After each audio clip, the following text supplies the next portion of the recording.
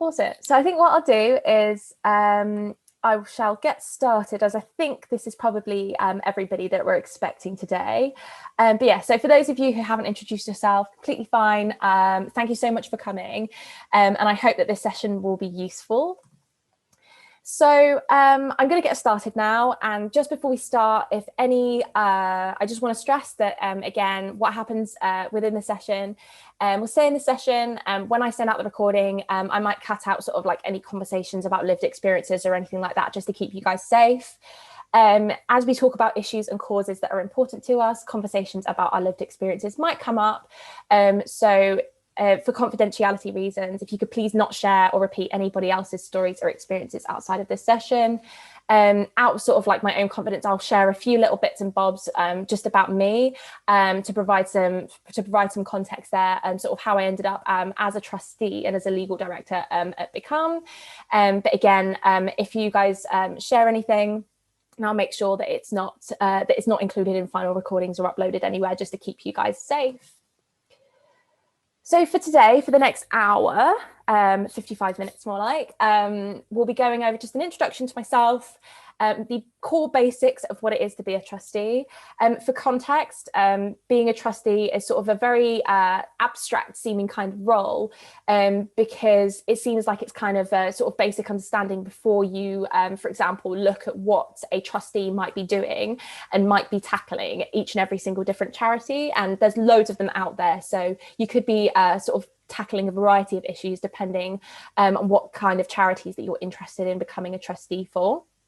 We'll be looking over what kind of charity that you should become a trustee for, and we'll be doing it in activities, just looking into things that you're passionate about, and looking for organisations whose causes align with those values. And we'll also look at the benefits of becoming a trustee and how yourself, am I correct in assuming, probably correct in assuming that all of you guys here are undergraduates or postgraduates or recent graduates. I know that we have a few mature student volunteers at CoachBright, but I think I might be correct in assuming that all of you here might be under age 30. And I think that's quite a significant standing point in perspective, as you'll go on to find out later, that young people aren't actually on many boards across the UK. And it's something that it's not only just a beneficial experience for yourself to become a trustee, but also for the charities that need diversity in perspectives that isn't just to do with race and gender, but also particularly to do with age. And at the end, we'll do a quick Q&A, sharing your thoughts, just any questions, or for example, if you're currently already in the process of applying to be a trustee, then hopefully being able to share your thoughts might be valuable to other people. So what we're doing is understanding the roles and responsibilities. We'll be scoping out organisations that align with your values. And then if you're interested in applying, then you're absolutely welcome after the session to go on to apply. So to begin with, we're going to do a quick do now activity, and I'm going to give you guys 2 minutes. So if you've got pen and paper in front of you or a Word doc or anything like that, I'm going to set a timer for 2 minutes. I'd like you guys to write down as many causes that you can think of that you are passionate about. And I'm going to give you 2 minutes for that. Timer starts now, by the way. Okay, time's up.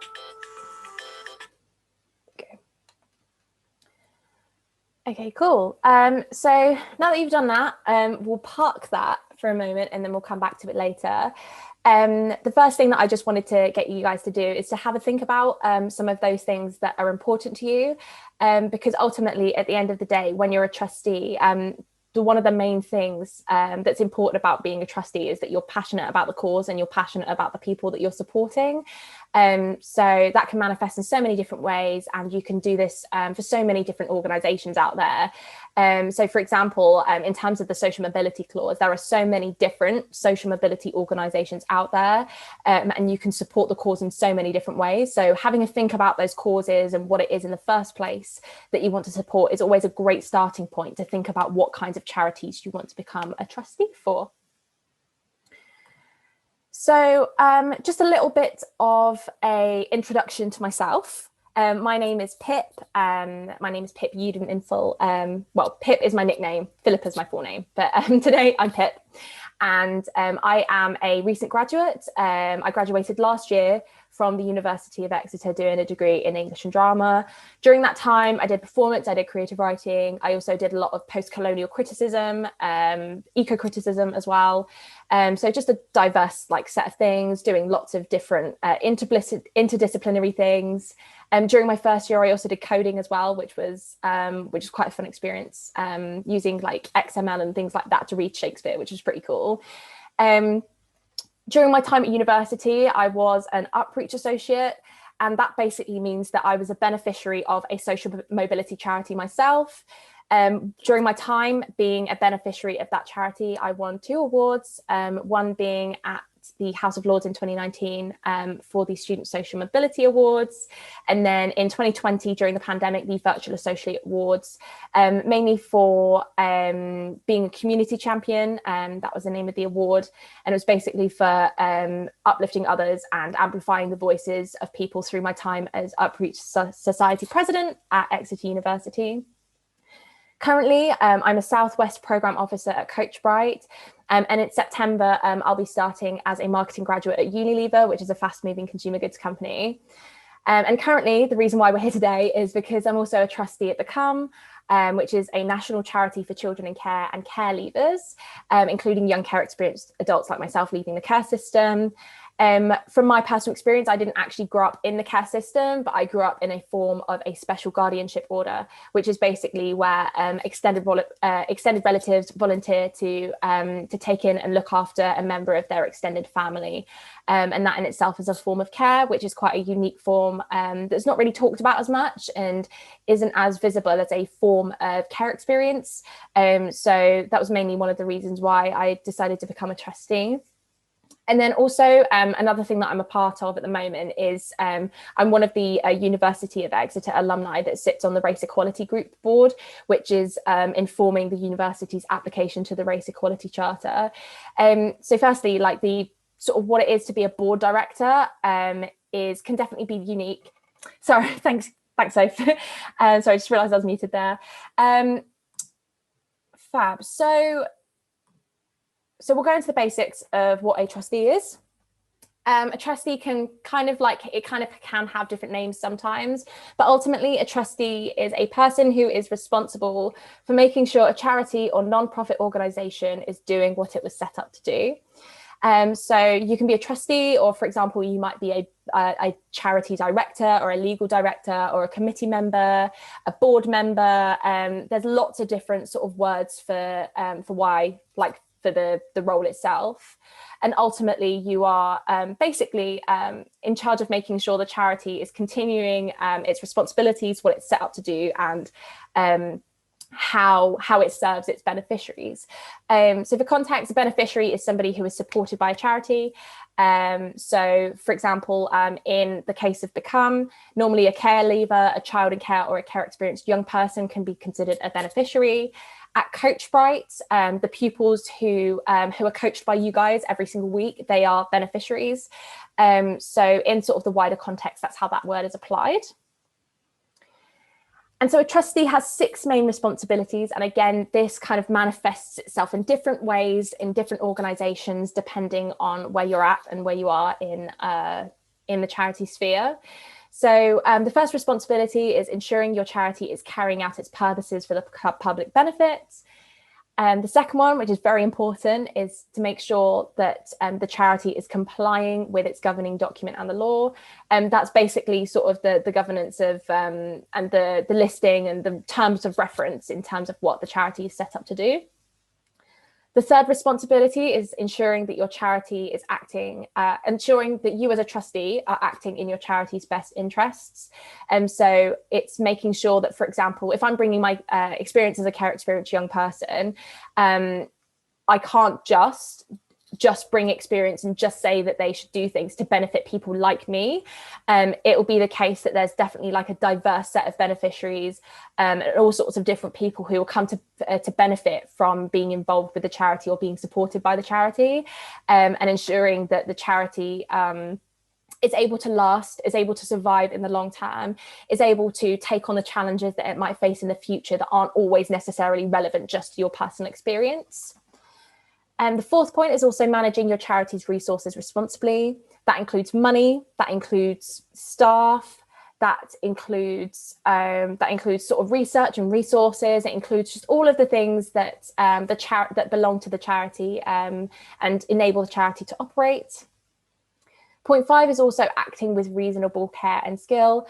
So again, bringing forth your own skills and experience that you guys will already have as undergraduates and university students.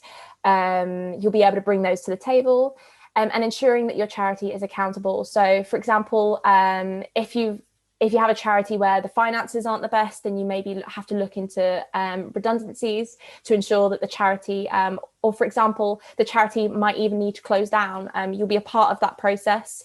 It's definitely scary, I know, and it sounds scary. However, you are on a board of people who are all doing this together. And then also there is often a chair for a trustee board who sort of like oversees all of the other trustees as well. So you're not doing this by yourself, you're doing this as a group of people, and you're coming together to make those decisions as a group. So you're not just bringing, like, you know, not just saying, I think we should do this, and then this is the motion that carries forward.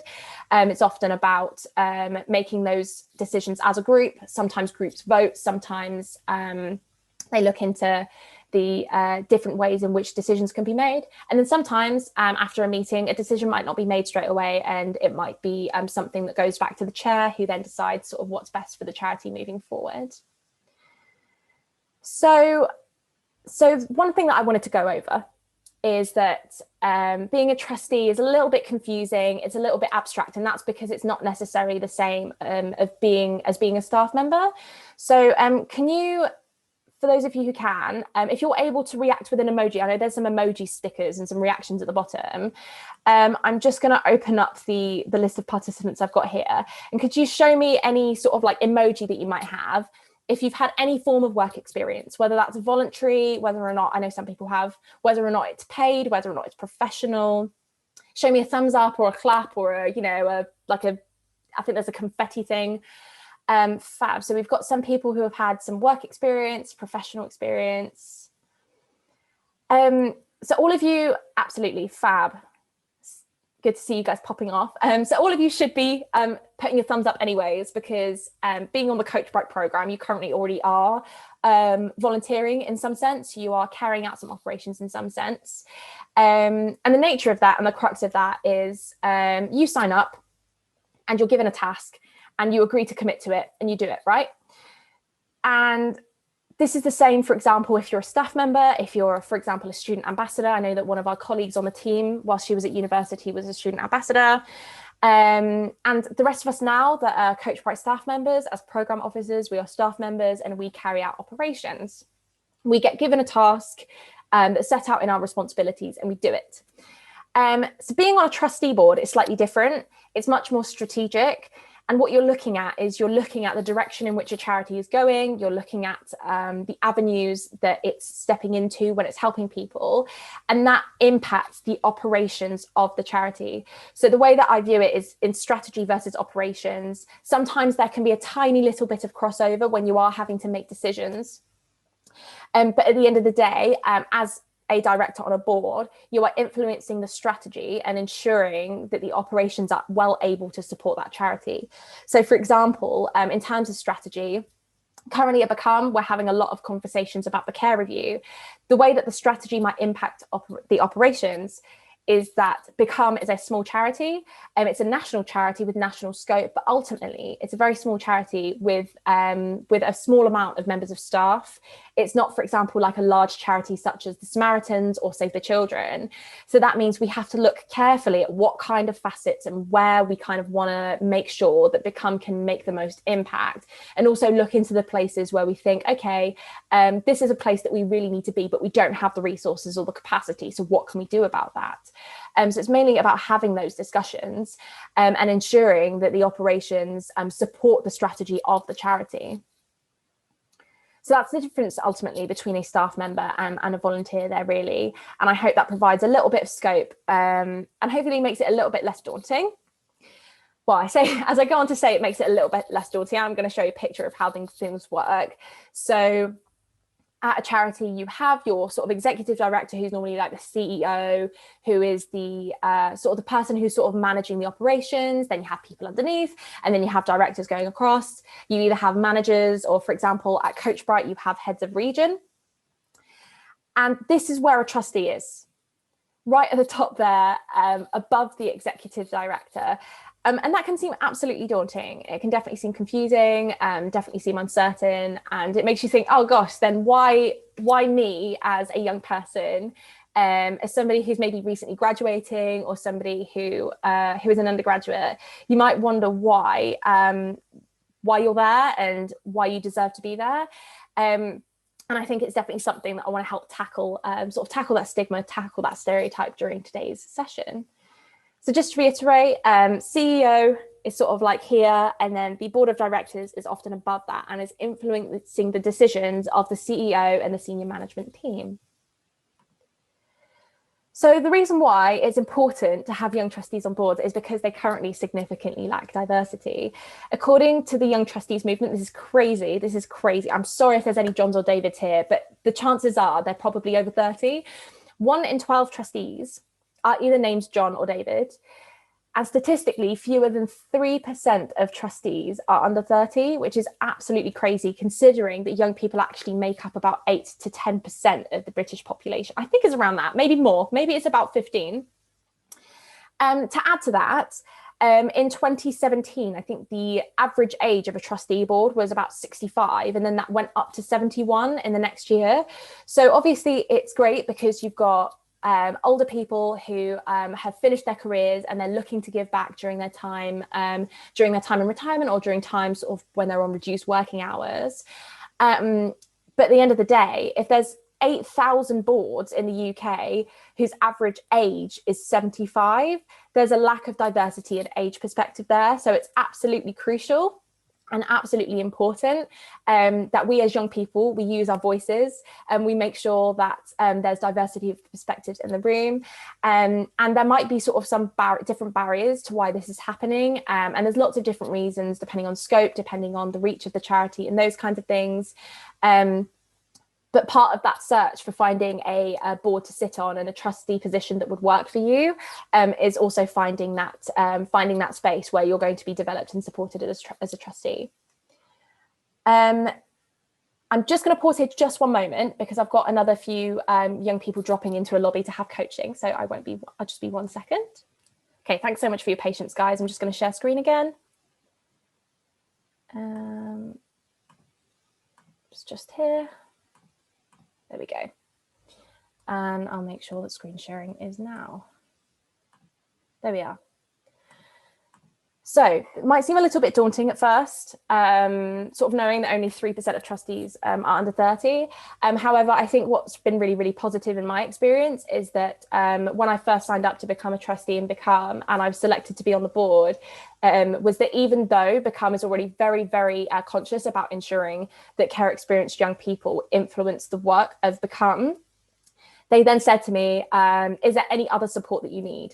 So I said, yes, so I think I'd like to maybe connect with other trustees that are around similar to my age. I'm 22, so I'm sort of like, quite under the 30 bracket. So basically, what then happened was I was put in touch with the Young Trustees movement, which was a really valuable source of information and also a networking community. So I'll link you guys to that at the end of the session. So when you're looking for a board to become a part of, or a board to volunteer to be a trustee on, you'll want to think about sort of what kind of charity is right for you, and the kind of things you're feeling, kind of the influence that you want to have and things like that. So firstly, the size of the charity is absolutely an important one there, because it's not just necessarily the stakes that you might have, but also in terms of maybe the development that you want to have in the future. If you'd like to, for example, be, for example, on a large board, and then, for example, in the future, work for a smaller organization, the experience that you have might be to be on a board for a large organization can be valuable when you're bringing it to the small organization that you're working for full time, and vice versa. There's also the scope there of whether or not you sort of want to go for a local charity, whether or not you want to go for a regional charity, or whether or not you want to go for a national charity. It entirely depends on your preference, and depending on what kind of community you want to be a part of. Bigger doesn't necessarily always mean better. And for example, if you'd like to prefer to make tangible, direct changes in, for example, the area that you're living in, or maybe the area that you grew up in, and those kinds of things, being on a trustee board or sort of a governing board in that sense can be really valuable to directly impact, for example, local people. Or for example, the trickle-down effect of being on a national charity means that you're steering the charity in a direction that eventually maybe supports more young people, or looks into the sort of the kind of the resources to use to potentially deeper support a smaller group of young people if you're looking to sort of support people in that way. Again, as you guys did at the beginning of the session, you wrote down causes that you're interested in, that you're passionate about. So have a think about what kind of causes that you want to get involved with there, because that's a really helpful way of thinking about where you can make impact and how you want to do that. And also something that is completely important for you guys to look for is whether or not your charity will support your development as a trustee. Again, being a trustee can bring some valuable experience, but if you, for example, don't have the inductions and you don't have the support that you think you might need to get up on your feet, because it does take time and it does take a little bit of teething, is this charity going to help you? And like, are you going to feel well supported ultimately? It's another point to bring up that at the moment, because there is a little bit of stigma around sort of young people being on boards, and because there's such a small percentage, that I'm going to be honest with you, there are a few barriers to access. Some of these have been made easier, for example, due to being virtually attending meetings and things like that.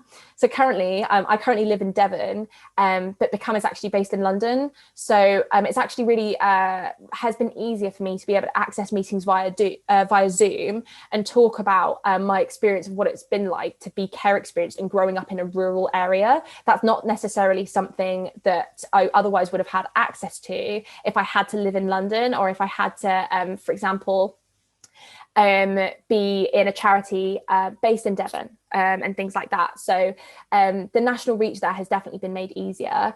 And on top of that, there might be some stigmas and a little bit of stigma about how trustees are recruited. Sometimes, and more often than not, is the case that a lot of trustees can be informally recruited through people that the existing trustees already know. So looking at the formal recruitment process of a trustee vacancy is always helpful, because you can see who they're interested in bringing on. And it's especially if they are after sort of young people, or they're after somebody who has direct or lived experience of the cause that they're looking to support. That's always helpful, because having that lived experience does give you expertise in that sense. So I'd like you guys to look back and look at the causes and the passions and the values that you'd written down earlier on. I'd like you to have a look at those, and as many or as little as you like. I'm going to give you guys another 2 minutes to have a think. You've written down your causes, to have a think about the kinds of things that you've done to support the cause, to find more interest in the cause, and to look for experience, to get involved in the community, those kinds of things. I'd like you to just sit and have a think about the kinds of experience or activities you've done to support those causes. Feel free to sort of do a mind map of them, or feel free to choose, for example, one or two of those causes, and feel free to mind map them up. It's totally up to you. I'm going to give you guys a couple of minutes to do that. Okay, time's up. There we go. So what I'd like you guys to have a look at, whilst I'm quickly sorting out this issue, is just to have a think about and identify some gaps, identify where your gaps are, where your strengths are, and those kinds of things when you're looking at those causes. It might be the case that, for example, you think, okay, I'm really passionate about social mobility and I volunteered for CoachBright. I wonder if there's anything I can do to look at the other causes, or whether or not there's anything I can do to support or find out more issues about social mobility at higher education, or that kind of thing. So I'd like you guys to take a couple of minutes just to look at that, whilst I quickly sort out my program's issue, and hopefully I shouldn't be too long. We love tech issues. I think that's the main thing that's been coming up for me today. Cool. Okay, thank you so much for your patience, guys, whilst I was just sorting that out. Yeah, feel free to wrap up your sentences and things like that. Okay, what we're going to do now is I'm just going to share my screen again. I'm going to link these trustee vacancies and some of these job descriptions. So what I'm going to do is I'm going to pop these links in the chat for everybody. And for the next sort of 5 to 10 minutes, I think, should I pop you guys in breakout rooms to chat and discuss? Or I think what I'll do is I'm going to pop you guys in breakout rooms of maybe sort of 4 to 5 people. So you're welcome to discuss things, discuss as little or as much as you like, introduce yourselves. And then what you'll do is you'll look into some of the trustee vacancies that potentially align with some of the things that you're searching for and that you're looking at. So I've just linked in the chat some links, and those links will take you to different job sites, basically, for trusteeships, for information, for opportunities, all those kinds of things. And I'm going to give you guys sort of like 5 to 6 or 7 minutes to just have a look through those and see what you can find. I think the best way of sort of figuring out what's available is just by looking, and I think doing that within this time, I think, will be really useful for you guys. So I'm going to pop you guys in breakout rooms. There we go. And with the links in the chat, if you guys take 5 minutes to go through, have a look, have an explore, and share some things that you guys find with each other. I'm loving it. Oh, my video's on. There you go. Yoo-hoo. Yeah, you're doing. I'm learning a lot. I'm like, oh, I need to do that. Hello, same. I'm making notes, lots of notes. So. Cool. So I'm aware that we're running a little bit short on time, guys. So I just wanted to make sure that we didn't overrun and there was time to wrap up at the end, whether there's any questions at the end and those kinds of things. So, but yeah, feel free to, in the chat, if you have any thoughts sort of about how that went, about, for example, you know, finding charities and things like that, it would be great to hear sort of how it went for you guys. Whether or not there was any sort of misconceptions, whether or not you were stuck, whether or not you couldn't find anything, those kinds of things. It'd be great to hear. I think in our breakout room, I think we were all interested in education and particularly like creative work education, sort of, I don't know, even outside of school, beyond sort of further education, getting sort of more opportunities for access for the creative sector. Mm-hmm. Yeah, so that was kind of surprising. I think we all found we shared that interest. And yeah, I had a look at the Young Trustees Movement website that you sent, and there's like loads there.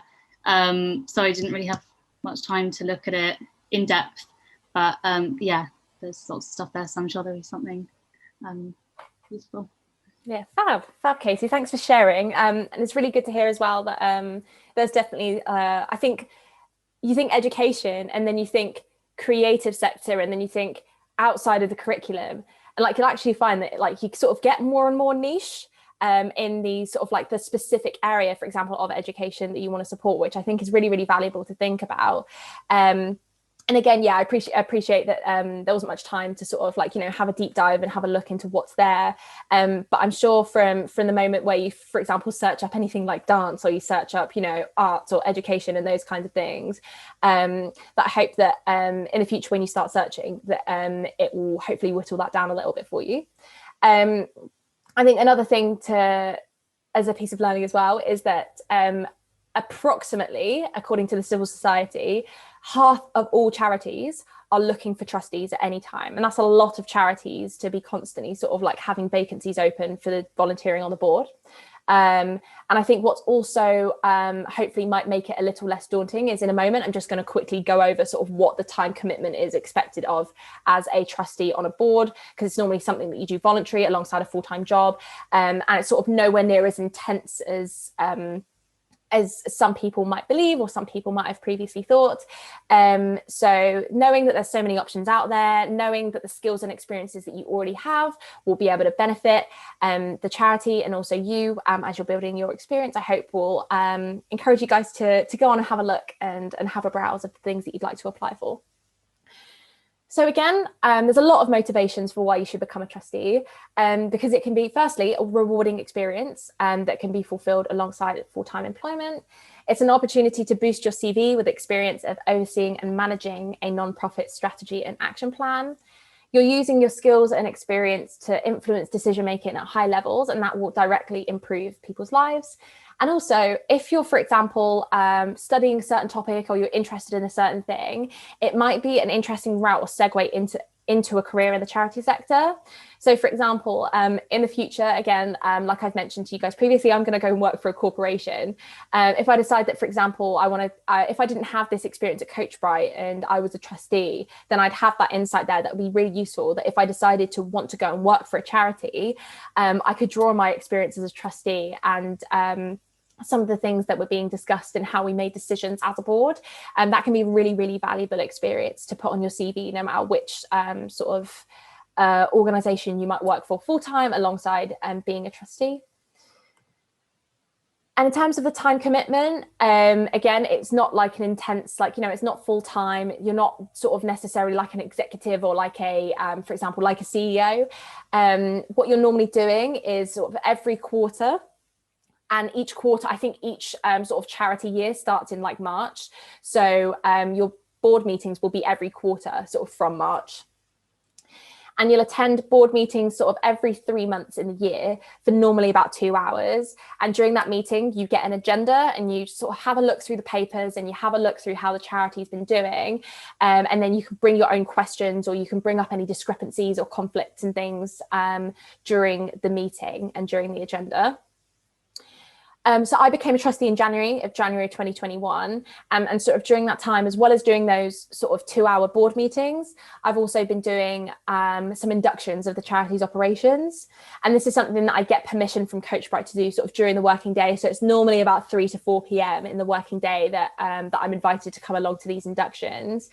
And sometimes we have team development sessions at the moment, which has been particularly fun and interesting, where we get to know my fellow trustees and understand the operations of the charity, the responsibilities, sort of what's happening on the ground, to then be able to understand how your decisions might impact those things that are happening.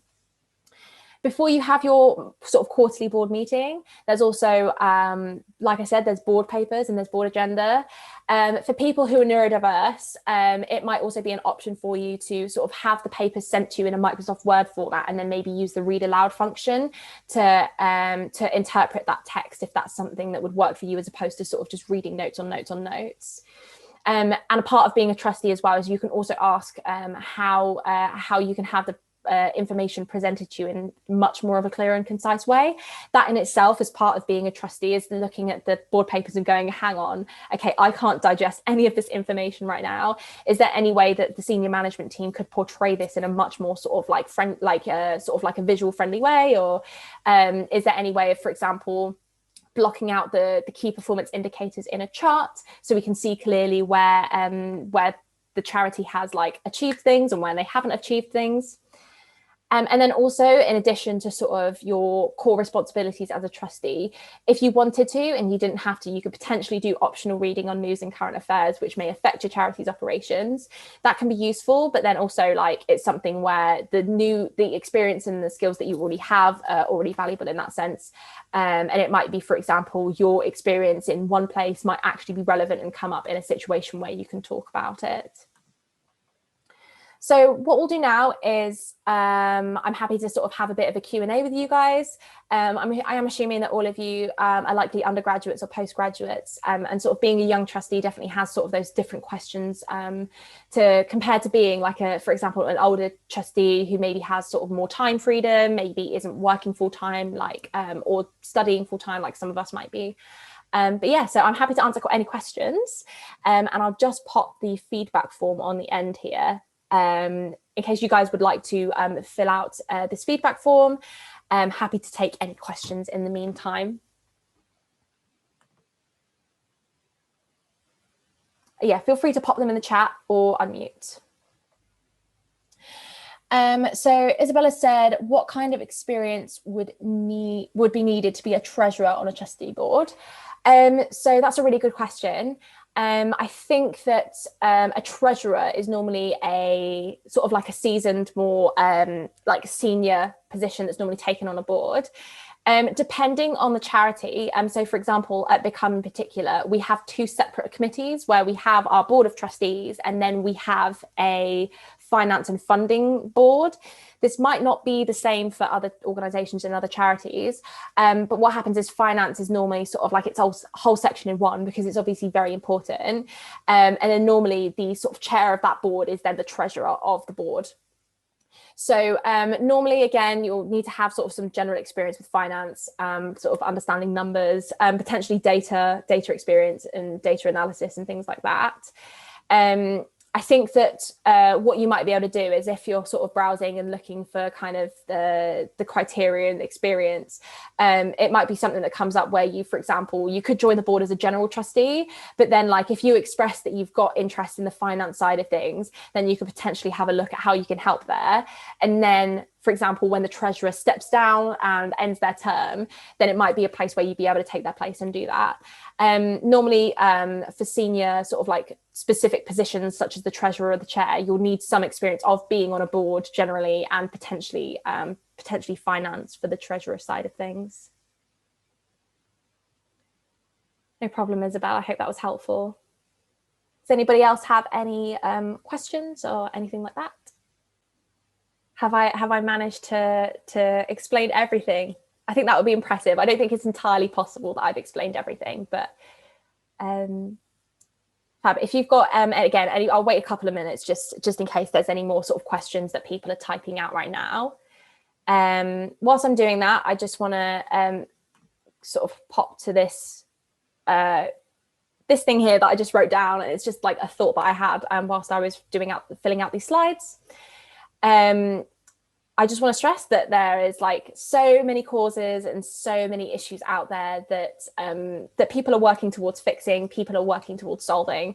So whatever it is that you're passionate about, there's going to be an organisation out there that will benefit from hearing your voice at the table. There's organisations out there that will value having your voice on the board.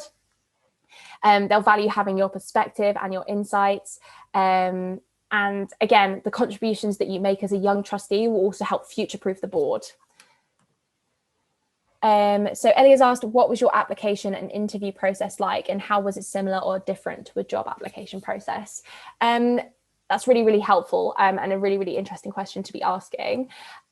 So with my interview, it was actually kind of, it was basically like a normal job interview, but instead of it being, hang on. Okay. So I would say it was actually quite like very, very similar to a job interview. But it was more in the sense of like, they're asking you these questions and asking you if you have this experience to be able to influence the decisions that you're making on the board. So it's, for example, as program officer at CoachBright, I was, for example, talking about my election campaign when I was at the University of Exeter, and I was talking about a specific example where I was able to deal with a chaotic environment, whereas the experience that I had interviewing to be a trustee was like, you've had this experience campaigning, how is that going to influence the way that you contribute and make decisions? So it's much more of like it would be like similarly, has there been a time where you've, for example, done student activism, or has there been a time where you've done campaigning, or what experience do you have on the digital side, or all those kinds of things that is much more to do with sort of like the influencing of the strategy, rather than being like, oh, like I did this, this and this, therefore I would do this in this job. It's more like I did this, this and this to be able to contribute to how we do and how Become does this thing.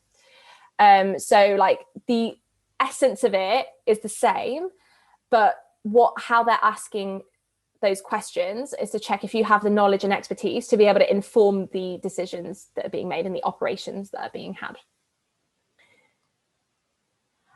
So Kat has said, is it necessary to find a charity that is local? Will the meetings primarily be online, or would you need to travel to them COVID dependent?